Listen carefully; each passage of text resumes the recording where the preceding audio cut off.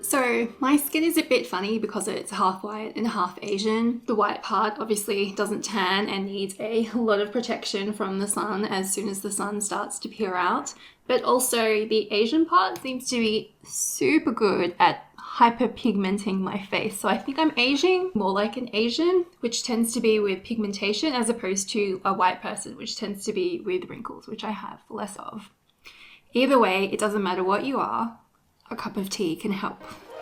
Today's breakfast is purple in honor of ube. Unfortunately, I can't get that very easily here. So instead of using ube to make this purple, I'm going to use blackberries and the really richly colored blackberry juice. And this isn't technically juice, it's just the water that defrosted from the frozen blackberries, and it's just gone that really rich color. I originally tried this with blueberries because they're a lot easier to find, but unfortunately the color just really didn't work. Purple foods, whether it be ube or blackberries, are some of the richest in antioxidants, so we're not just making breakfast pretty today, it's actually going to be really great for our skin. So I'm going to prep a marinade for dinner, a lot of apple cider, a lot of soy sauce, and yeah, too much, and a lot of garlic. So anti-inflammatory. It's actually the third best in the world, but of course there's just tons in here because it tastes so good. Cracked pepper, because I couldn't figure out how to get the little pepper things out of the little pepper wheel. And I'm using tofu instead of pork. I loved pork growing up, however tofu and plant-based protein in general is a lot more anti-inflammatory, but more on that later.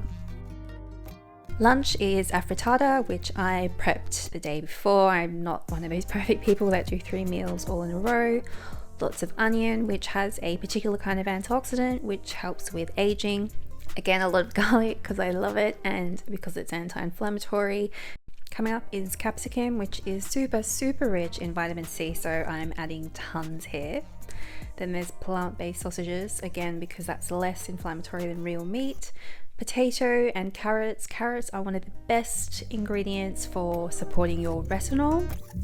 Then tomatoes for your glow, and tomato paste to protect your skin's collagen. Who knew? Mixing that all together, and finally adding some peas, really because I have to for the recipe. I'm not a huge fan of peas.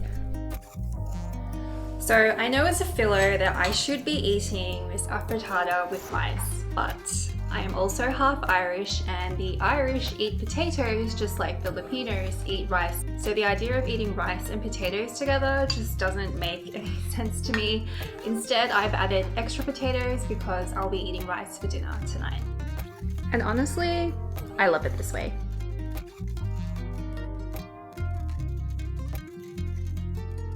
So the reason I'm using tofu for this adobo and not actual pork, don't get me wrong, I loved pork when I was younger, but tofu is anti-inflammatory, it protects your collagen, and honestly, once you've got this marinade into it, I dare you to tell me that tofu is boring.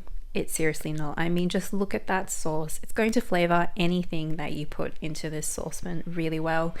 And we just mix it in until it gets really like caramelized, and then red rice for the fiber and the antioxidants, both to support your skin. Adobo is my absolute favorite Filipino dish of all time. It was literally the last dish that I could let go of when I went plant-based. I don't miss the pork anymore, but I still miss the adobo flavor, so.